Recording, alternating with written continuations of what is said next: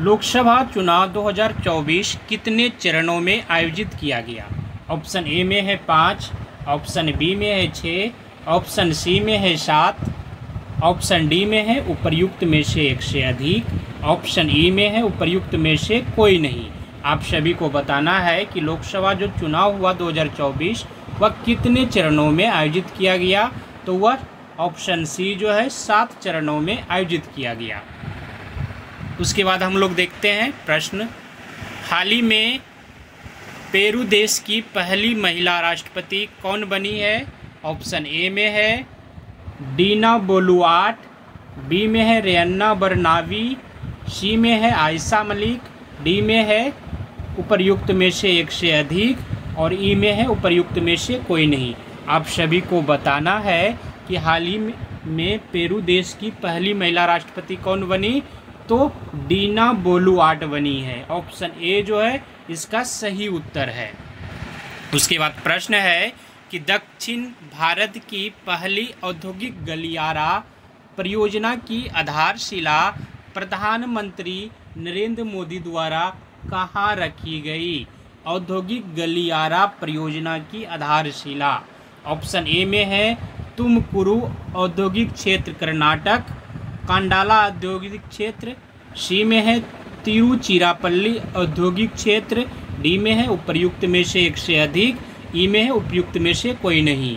तो इसका सही उत्तर हो जाएगा ऑप्शन ए तुमकुरू औद्योगिक क्षेत्र कर्नाटक में पहली औद्योगिक गलियारा परियोजना का आधारशिला प्रधानमंत्री नरेंद्र मोदी के द्वारा रखा गया।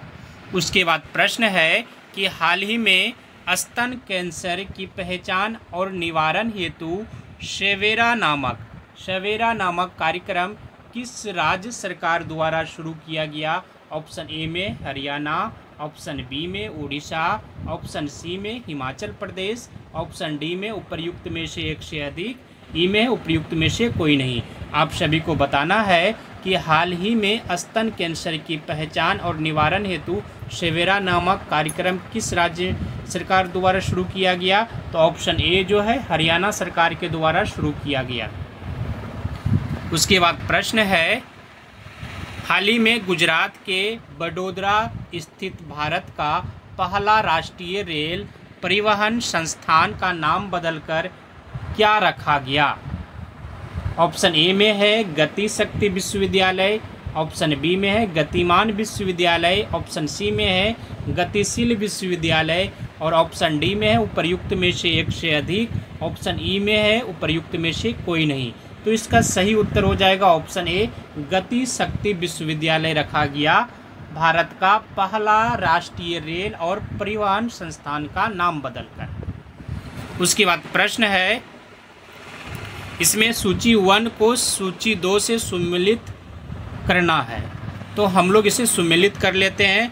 कुका विद्रोह कहाँ पर हुआ था? तो ये सही है, पंजाब में हुआ था। मोपला विद्रोह मालाबार केरल तट पर हुआ था, ये भी किसानों का विद्रोह था, ये भी सही है। भील विद्रोह जो है ये महाराष्ट्र में हुआ था और कोल विद्रोह जो है ये बिहार और उड़ीसा में हुआ था। उसके बाद हम लोग प्रश्न देखते हैं कि वर्तमान में भारत का महान्यायवादी कौन है? ऑप्शन ए में है राजीव कुमार, बी में है आर वेंकट रमनी, सी में है गिरीश चंद्र मुर्मू, डी में है उपर्युक्त में से कोई नहीं और ई में है उपर्युक्त में से एक से अधिक। तो इसका सही उत्तर हो जाएगा ऑप्शन बी वर्तमान में भारत का महान्यायवादी आर वेंकट रमनी है। उसके बाद प्रश्न है कि हाल ही में जीआई टैग से नामित अंगूर किस्म पनीर थिराचाई की खेती किस राज्य के प्रसिद्ध कम्बुम घाटी में की जाती है? ऑप्शन ए में है केरल, ऑप्शन बी में है तमिलनाडु, ऑप्शन सी में है महाराष्ट्र, ऑप्शन डी में है उपर्युक्त में से एक से अधिक, ऑप्शन ई में है उपर्युक्त में से कोई नहीं। हाल ही में जो जीआई टैग से नामित अंगूर की किस्म है पनीर थिराचाई की खेती किस राज्य में की जाती है? तो ऑप्शन बी यह तमिलनाडु में की जाती है और यह कम्बुम घाटी में। उसके बाद प्रश्न है कि हाल ही में कौन भारतीय मूल की महिला विश्व बैंक के वैश्विक पर्यावरण सुविधा की प्रथम महिला डायरेक्टर बनी है? ऑप्शन ए में है अक्षता मूर्ति, बी में है गीता गोपीनाथ, सी में है गीता बत्रा, डी में है उपर्युक्त में से एक से अधिक, और ई में है उपर्युक्त में से कोई नहीं। तो इसका सही उत्तर हो जाएगा ऑप्शन सी, गीता बत्रा बनी है विश्व बैंक की वैश्विक पर्यावरण सुविधा, और यह भारतीय मूल की है और प्रथम महिला डायरेक्टर बनी है। उसके बाद प्रश्न है कि प्राचीन स्मारक संरक्षण अधिनियम किसके वायसराय काल में पारित किया गया था? ऑप्शन ए में है लॉर्ड कर्जन, बी में है लॉर्ड इरविन, सी में है लॉर्ड लीटन, डी में है उपर्युक्त में से एक से अधिक, और ई में है उपर्युक्त में से कोई नहीं। आप सभी को बताना है कि प्राचीन स्मारक संरक्षण अधिनियम किसके वायसराय काल में पारित किया गया था? तो ऑप्शन ए जो है ये सही है, लॉर्ड कर्जन के समय में पारित किया गया था प्राचीन स्मारक संरक्षण अधिनियम। उसके बाद प्रश्न है निम्नलिखित में से कौन सा कथन गलत है?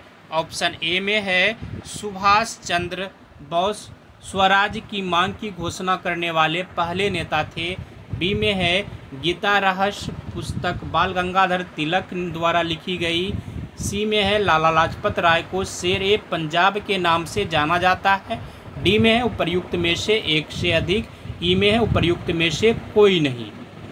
तो इसका कथन जो है ये गलत है। सुभाष चंद्र बोस स्वराज की मांग करने वाले प्रथम नहीं थे, बाकी ये गीता रहस्य पुस्तक बाल गंगाधर तिलक ने मांडले जेल से लिखा था, लाला लाजपत राय को शेर ए पंजाब के नाम से जाना जाता है, ये दोनों सही है। उसके बाद प्रश्न देखते हैं हम लोग, दुनिया का सबसे व्यस्त समुद्री मार्ग कौन सा है? ऑप्शन ए में है उत्तरी अटलांटिक समुद्र मार्ग, बी में है केप ऑफ गुड होप समुद्री मार्ग, सी में है दक्षिणी प्रशांत समुद्री मार्ग, डी में है उपर्युक्त में से एक से अधिक, ई में है उपर्युक्त में से कोई नहीं। तो इसका सही उत्तर हो जाएगा ऑप्शन ए, दुनिया का सबसे व्यस्तम समुद्र मार्ग है उत्तरी अटलांटिक समुद्री मार्ग। उसके बाद प्रश्न है कि 1883 से 84 का इल्बर्ट बिल किससे संबंधित था? ऑप्शन ए में है न्यायिक सुधार से, बी में है शैक्षिक सुधार से, सी में है वित्तीय सुधार से, डी में है उपर्युक्त में से कोई नहीं, और ई में है उपर्युक्त में से एक से अधिक। तो 1883 से 84 का जो इल्बर्ट बिल था यह न्यायिक सुधार से संबंधित था, तो ऑप्शन ए जो है ये सही है। उसके बाद प्रश्न है कि 1857 के विद्रोह के बारे में कौन सा कथन सही है? ऑप्शन ए में है 1857 का विद्रोह को सभी रियासतों का समर्थन प्राप्त था, ऑप्शन बी में है विद्रोह के दौरान लॉर्ड कैनिंग गवर्नर जनरल था, और ऑप्शन सी में है विद्रोह मुख्यतः सामंती चरित्र का था और इसमें कुछ राष्ट्रवादी तत्व थे, ऑप्शन डी में जो है उपर्युक्त में से एक से अधिक, और ई में है उपर्युक्त में से कोई नहीं। तो इसका सही उत्तर ऑप्शन डी हो जाएगा। इसमें विद्रोह के समय लॉर्ड कैनिंग गवर्नर जनरल था, ये सही है, और दूसरा विद्रोह के मुख्यतः सामंती चरित्र और इसमें कुछ राष्ट्रवादी तत्व शामिल थे। उसके बाद प्रश्न है कि 2011 की जनगणना के अनुसार भारत की सबसे अधिक आबादी वाला राज्य कौन है? ऑप्शन ए में तमिलनाडु, बी में उत्तर प्रदेश, सी में पश्चिम बंगाल, डी में उपर्युक्त में से एक से अधिक, ई में उपर्युक्त में से कोई नहीं। तो 2011 की जनगणना के अनुसार भारत का सबसे अधिक आबादी वाला राज्य उत्तर प्रदेश है, तो ऑप्शन बी जो है ये सही है। उसके बाद प्रश्न है कि ऑपरेशन पोलो किससे संबंधित था? 1948 की हैदराबाद पुलिस कार्रवाई से संबंधित था, ऑप्शन बी में है भारत की सभी देशी रियासत के विरुद्ध था, ऑप्शन सी जम्मू व कश्मीर की रियासत के विरुद्ध था, ऑप्शन डी में है उपर्युक्त में से एक से अधिक, और ऑप्शन ई में है उपर्युक्त में से कोई नहीं। तो इसका सही उत्तर हो जाएगा ऑप्शन ए। ऑप्शन ए इसका सही उत्तर हो जाएगा। 1948 की हैदराबाद पुलिस कार्रवाई से संबंधित था ऑपरेशन पोलो। उसके बाद प्रश्न है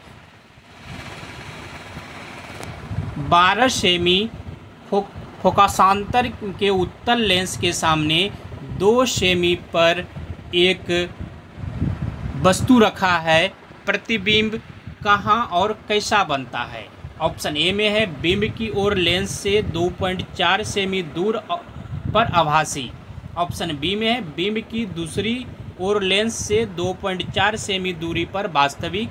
ऑप्शन सी में है बिंब की ओर 12/7 सेमी की दूरी पर आभासी। ऑप्शन डी में है उपर्युक्त में से एक से अधिक। ऑप्शन ई में है उपर्युक्त में से कोई नहीं।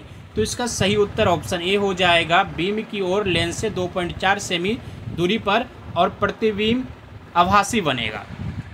उसके बाद प्रश्न है कि जब एसिटिक एसिड को धीरे धीरे अमोनिया हाइड्रोक्साइड के घोल में डालते हैं तो विद्युत चालकता बढ़ जाता है, क्योंकि एसिटिक एसिड का विघटन तेजी से होता है। ऑप्शन बी में है एसिटिक एसिड का विघटन तेजी से नहीं हो पाता है। और ऑप्शन सी में है आयनों की संख्या बढ़ जाती है। ऑप्शन डी में है उपर्युक्त में से एक से अधिक। और ऑप्शन ई में है उपर्युक्त में से कोई नहीं। तो इसका सही उत्तर हो जाएगा सी, जब एसिटिक एसिड को धीरे धीरे अमोनिया हाइड्रोक्साइड के घोल में डालते हैं तो विद्युत चालकता बढ़ जाती है, क्योंकि आयनों की संख्या बढ़ जाती है इसमें। प्रश्न है राजा रंजीत सिंह के तत्काल उत्तराधिकारी कौन थे? ऑप्शन ए में है खड़क सिंह, बी में निहाल सिंह, सी में ध्यान सिंह, डी में है उपर्युक्त में से एक से अधिक, ई में है उपर्युक्त में से कोई नहीं।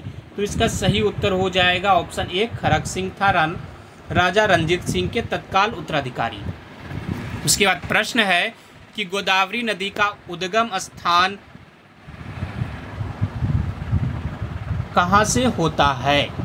उद्गम स्थान कहाँ है? तो ऑप्शन ए में है ब्रह्मगिरी की पहाड़ी, बी में है कुर्ग की पहाड़ी, सी में है गंगोत्री, डी में उपर्युक्त में से एक से अधिक, ई में उपर्युक्त में से कोई नहीं। तो इसका सही उत्तर हो जाएगा गोदावरी नदी का उद्गम स्थान जो है वह ब्रह्मगिरी की पहाड़ी है। उसके बाद प्रश्न है गांधी सागर बांध किस राज्य में स्थित है? ऑप्शन ए में है मध्य प्रदेश, बी में है महाराष्ट्र, सी में है हिमाचल प्रदेश, डी में है उपर्युक्त में से एक से अधिक, ई में है उपर्युक्त में से कोई नहीं। आप सभी को बताना है कि गांधी सागर बांध किस राज्य में है। तो ऑप्शन ए मध्य प्रदेश में है गांधी सागर बांध, इसे आप लोग याद रखिए। उसके बाद दूसरा प्रश्न है कि सांभर झील कहाँ स्थित है? ऑप्शन ए में है मध्य प्रदेश, बी में गुजरात, सी में राजस्थान, डी में उपर्युक्त में से एक से अधिक, ई में उपर्युक्त में से कोई नहीं। सांभर झील ये राजस्थान में है, ऑप्शन सी जो है ये सही है। उसके बाद प्रश्न है कि 0 डिग्री अक्षांश और 0 डिग्री देशांतर कहाँ स्थित है? ऑप्शन ए में है अटलांटिक महासागर में, बी में है प्रशांत महासागर में, सी में है हिंद महासागर में, डी में है उपर्युक्त में से एक से अधिक, ई में है उपर्युक्त में से कोई नहीं। 0 डिग्री अक्षांश और 0 डिग्री देशांतर ये अटलांटिक महासागर में स्थित है। ऑप्शन ए जो है ये सही है। उसके बाद प्रश्न है नीचे दिए गए विभिन्न बिंदु प्रजनन स्वास्थ्य जानकारी देते हैं, गलत विकल्प का चयन करना है।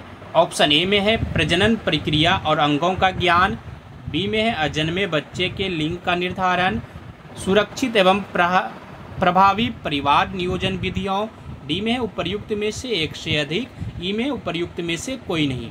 आप सभी को बताना है कि प्रजनन स्वास्थ्य की जानकारी देते हैं विभिन्न बिंदु, इसमें गलत विकल्प कौन सा है?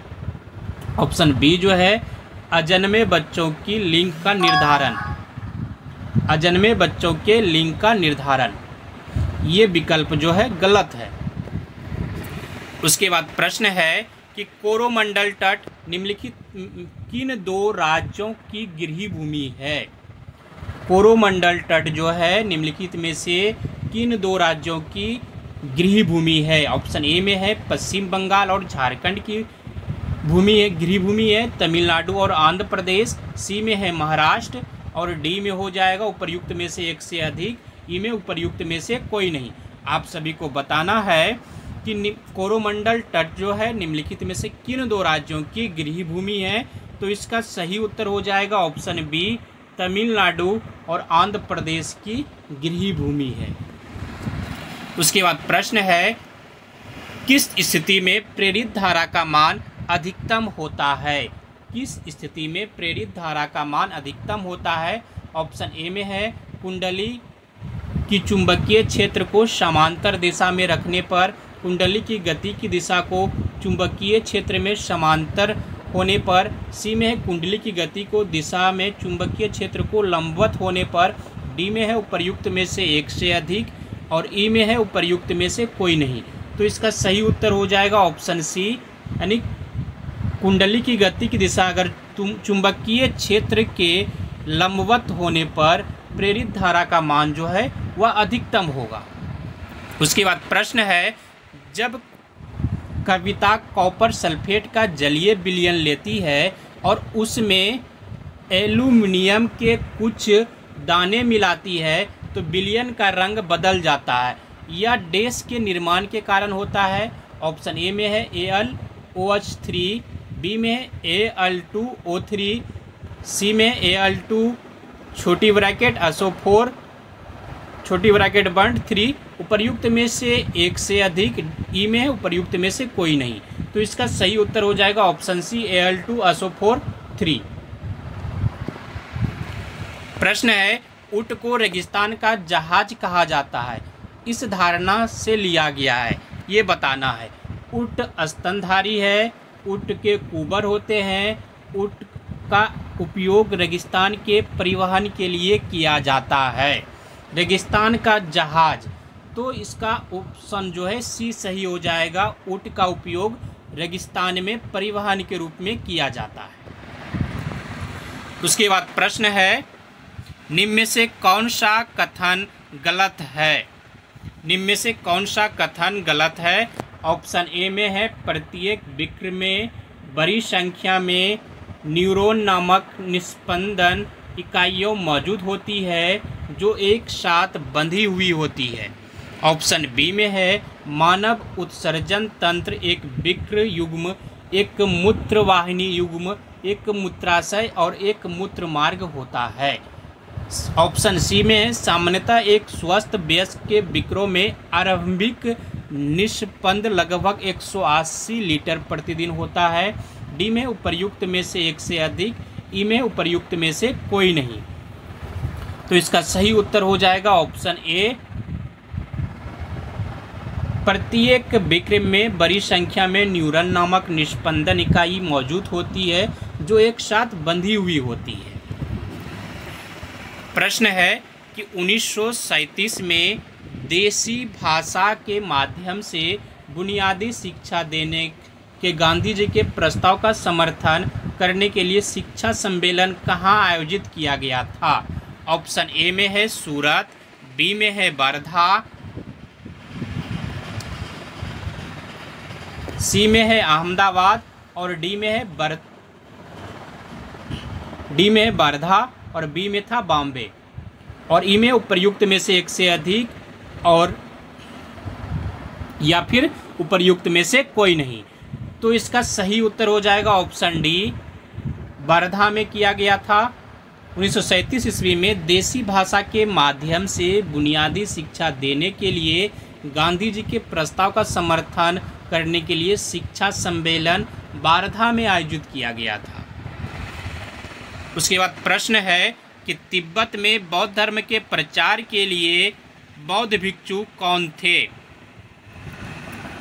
बौद्ध भिक्षु कौन थे? ऑप्शन ए में है नागार्जुन, बी में है असंग, सी में है आनंद, डी में है पदम संभव और उसके बाद ई में है उपर्युक्त में से एक से अधिक या फिर उपर्युक्त में से कोई नहीं। तो इसका सही उत्तर हो जाएगा तिब्बत में बौद्ध धर्म के प्रचार के लिए बौद्ध भिक्षु कौन गए थे? तो पदम संभव, ऑप्शन डी जो है इसका ये सही उत्तर है। उसके बाद प्रश्न है कि खलीफा से प्रतिष्ठापन पत्र मांगने और प्राप्त करने वाला प्रथम सुल्तान कौन था? ऑप्शन ए में है इल्तुतमिश, बी में है बलबन, सी में है फिरोज तुगलक, डी में है अलाउद्दीन खिलजी, ई में है उपर्युक्त में से एक से अधिक या उपर्युक्त में से कोई नहीं। आप सभी को बताना है कि खलीफा में प्रतिष्ठापन पत्र मांगने और प्राप्त करने वाला प्रथम सुल्तान कौन था? तो इल्तुतमिश था। ऑप्शन ए जो है ये सही है। उसके बाद प्रश्न है, किस कर को 1994 से 95 में छोटे रूप में लागू करने के बहुत समय बाद संवैधानिक दर्जा प्राप्त हुआ? सीमा शुल्क को, सेवाओं पर कर, कॉर्पोरेशन कर, आय पर घोषणा किए किसके सिद्धांत उपर्युक्त में से एक से अधिक या इसमें से कोई नहीं? तो ऑप्शन बी जो है ये सही है, सेवाओं पर कर 1994 से 95 में छोटे रूप में लागू करने का बहुत समय बाद इसे संवैधानिक दर्जा प्राप्त हुआ था। उसके बाद प्रश्न है,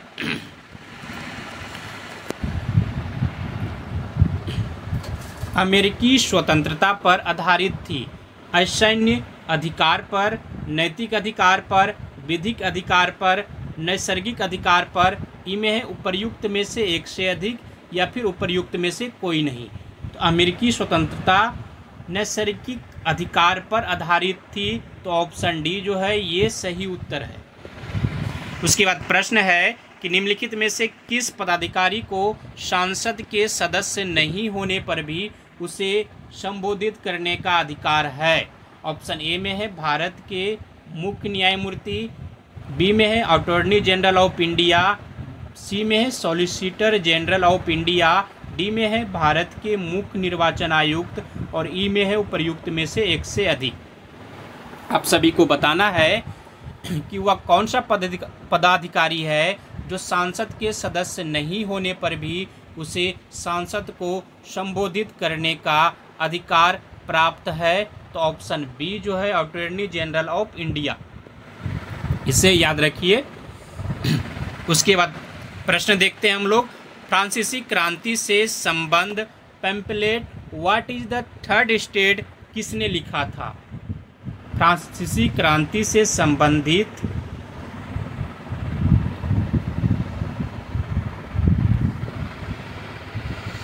फ्रांसीसी क्रांति से संबंध pamphlet what is the third state किसने लिखा था? ऑप्शन ए में है मार्किस लफायेट, बी में है एडमंड बर्क, सी में है जोसेफ फॉलेन, डी में है एबेसियस और ई में है उपर्युक्त में से एक से अधिक, उपर्युक्त में से कोई नहीं। तो फ्रांसीसी क्रांति के संबंध में pamphlet what is the third state, ये ऑप्शन डी में जो है एबेसियस ने लिखा था, ये उत्तर इसका सही है।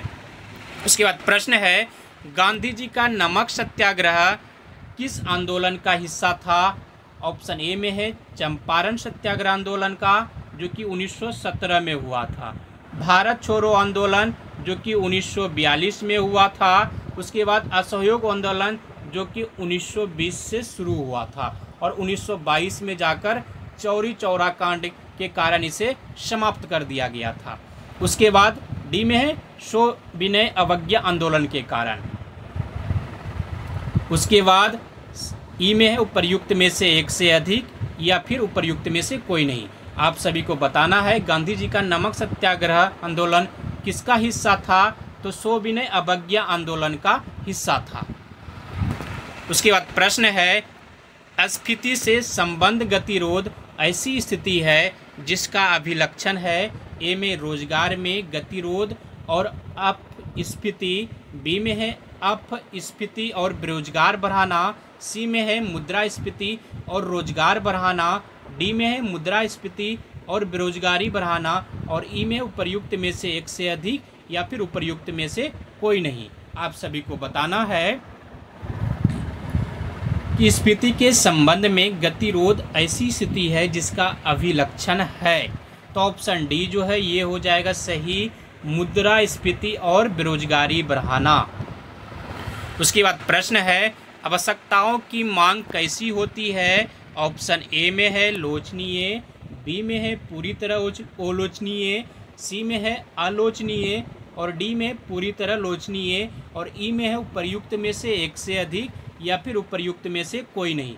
आप सभी को बताना है कि आवश्यकताओं की मांग कैसी होती है? तो ऑप्शन सी जो है आलोचनीय होती है आवश्यकताओं की मांग। उसके बाद प्रश्न है, किसी देश का भुगतान शेष साम्यावस्था में कब होता है? जब ऑप्शन ए में है घरेलू मुद्रा की मांग और आपूर्ति भी सर्वाधिक होती है। बी में है घरेलू मुद्रा की मांग और उसकी आपूर्ति के बराबर होती है। सी में है घरेलू मुद्रा की मांग सर्वाधिक होती है। डी में है घरेलू मुद्रा की मांग सबसे कम होती है। ई में उपर्युक्त में से एक से अधिक या फिर उपर्युक्त में से कोई नहीं। आप सभी को बताना है किसी देश का भुगतान शेष साम्यावस्था में कब होता है, जब घरेलू मुद्रा की मांग उसकी आपूर्ति के बराबर होता है। तो ऑप्शन बी जो है ये सही उत्तर है। उसके बाद प्रश्न है मूल्य वर्धित का अर्थ किसके मूल्य से है। ऑप्शन ए में है कारक लागत पर उत्पादन, बी में है बाजार कीमतों पर उत्पादन, सी में है माल और सेवाओं घटा या मूल्यह्रास, डी में है माल और सेवाओं का घटाव, मध्यवर्ती माल और सेवाओं की लागत, ई में है उपर्युक्त में से एक से अधिक या फिर उपर्युक्त में से कोई नहीं। आप सभी को बताना है कि मूल्य वर्धित का अर्थ किसके मूल्य से है। तो ऑप्शन डी ये सही उत्तर है, माल और सेवाओं का घटाव और मध्यवर्ती माल और सेवाओं की लागत से।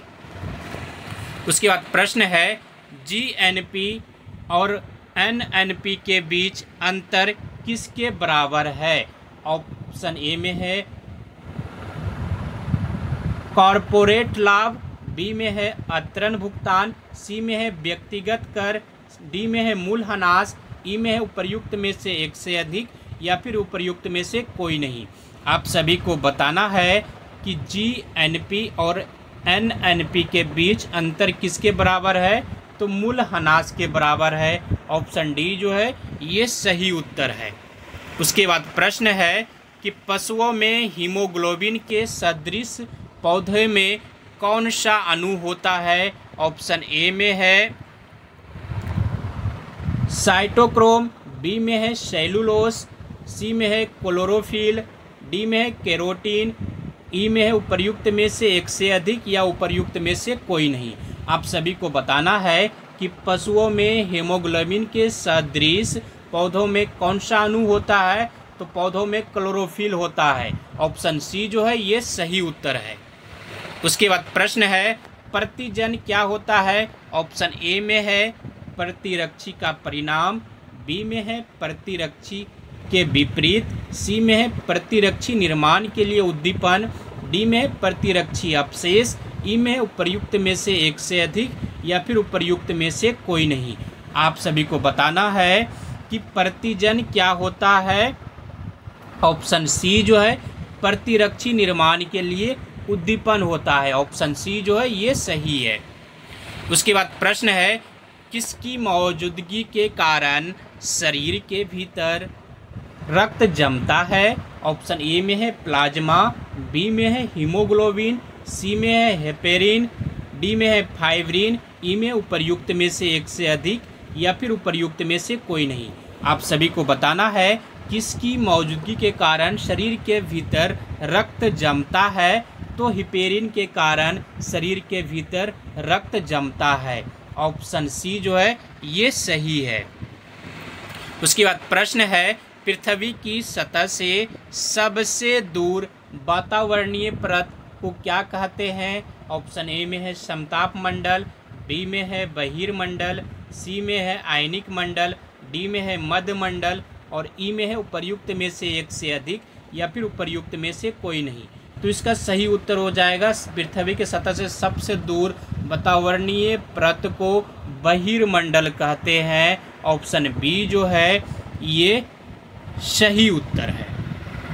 उसके बाद प्रश्न है कि दक्षिण अमेरिका के शीतोष्ण चारागाह घास स्थल को क्या कहते हैं। ऑप्शन ए में है प्रेयरीज, बी में है डाउन्स, सी में है पैम्पाज, डी में है स्टेपीज और ई में है उपर्युक्त में से एक से अधिक या फिर उपर्युक्त में से कोई नहीं। दक्षिण अमेरिका के शीतोष्ण घास स्थल को क्या कहा जाता है। ऑप्शन सी पंपास कहा जाता है। उसके बाद प्रश्न है कि समोच्च रेखाएं कैसे स्थानों को मिलाते हुए खींची जाती है। समोच्च रेखाएं कैसे स्थानों को मिलाते हुए खींची जाती है? ऑप्शन ए में है माध्य समुद्र तल से सम ऊंचाई वाले, सम वर्षा वाले, सम वायुदाब वाले, सम तापमान वाले, या ई में है उपर्युक्त में से एक से अधिक या उपर्युक्त में से कोई नहीं। समोच्च रेखाएं कैसे स्थानों को मिलाते हुए खींची जाती है? माध्य समुद्र तल से सम ऊंचाई वाले रेखाओं को मिलाते हुए खींची जाती है। ऑप्शन ए जो है ये सही है। उसके बाद प्रश्न है कि निक्षालन और ऑक्सीकरण द्वारा निर्मित मृदा कौन सी होती है? ऑप्शन ए में है काली मिट्टी, बी में है मकराला या फिर लेटेराइट मिट्टी, सी में है लाल मिट्टी, डी में है पहाड़ी मिट्टी, और ई में है उपर्युक्त में से एक से अधिक या फिर उपर्युक्त में से कोई नहीं। निक्षालन और ऑक्सीकरण द्वारा निर्मित मृदा जो है वह मकराला लेटेराइट मिट्टी है, तो ऑप्शन बी जो है ये सही उत्तर है इसका। उसके बाद प्रश्न है निम्नलिखित में से किस देश को फेबियन समाजवाद का घर माना जाता है? ऑप्शन ए में है रूस, बी में है इंग्लैंड, बी में है